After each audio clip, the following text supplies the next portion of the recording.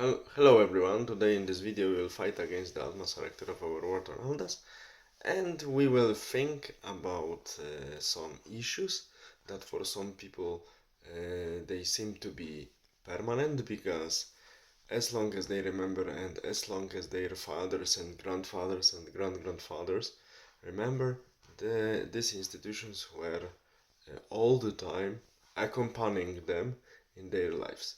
I mean, do we really need doctors, medics from the official healthcare, universal or private one?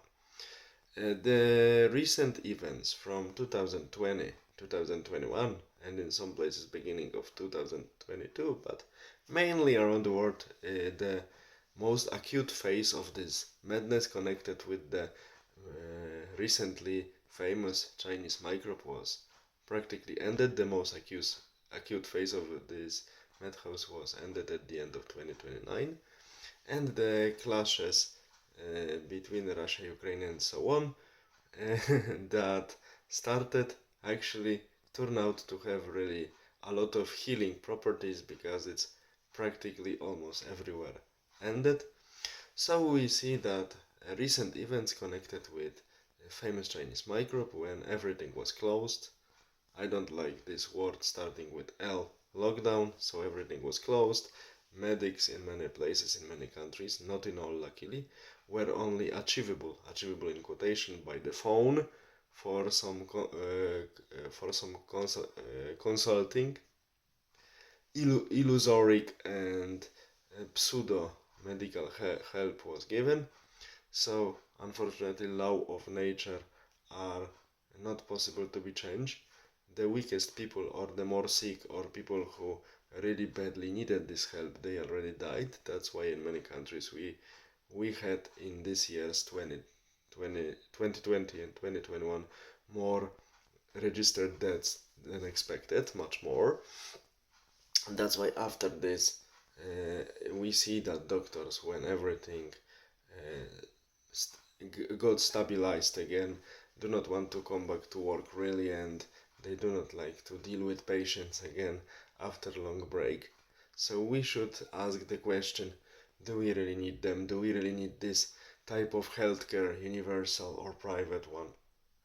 The answer, in my opinion, is no, because unfortunately, and this is cruel true, the ones who seemingly needed it are no longer with us, and the ones who are living uh, beside it are still living and do not need it much.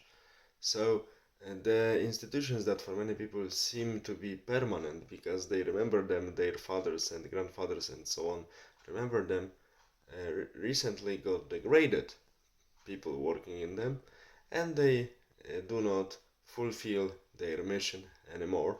And the recent 2 years, these lockdowns and so on, showed us that we really don't need them, especially when the ones who were in the largest need are no longer with us in this world. Another institutions that one can describe in the same way are officials. Do we really need them? And in the United States, when Congress and House of the Representatives cannot agree to accept the budget proposed by Office of the President and so on, they can introduce, and recently it happened many times, so-called temporary government shutdown.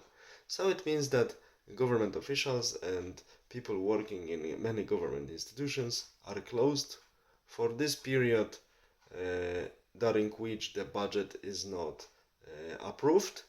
They simply do not get money, then they don't work. What's happening with the rest of the country? Surprisingly, the rest of the country is doing very, very well. Even better, because the officials are not disturbing many people in doing their daily business and their daily job. This is actually funny, but this is true. It shows us that current medical, healthcare, and current officials, vast majority of them, or actually in some cases all of them, we really don't need. And now let's try to imagine what would happen if we dissolve these institutions, many people working there would be forced to do something else. I know that especially officials and doctors, they do not have idea what else to do in life, because they in majority of cases never really worked for even an hour in their own lives, but they will be forced to do so. So some of them who still have instinct of survival would try to do something else, something productive, and they could contribute to the society. So this human potential, at least in vast majority of it, would be released to serve society in different aspects, in different disciplines. And a lot of money we spend on these institutions and people within them each year in almost all, in actually all countries, would be released, and we would be able to invest this money in something else, to solve other problems, to satisfy other needs of the society. I leave you with this concept. Please think about it, and consider that different solution, different organization of the society in this sense is possible. All the best. Have a nice day. Bye.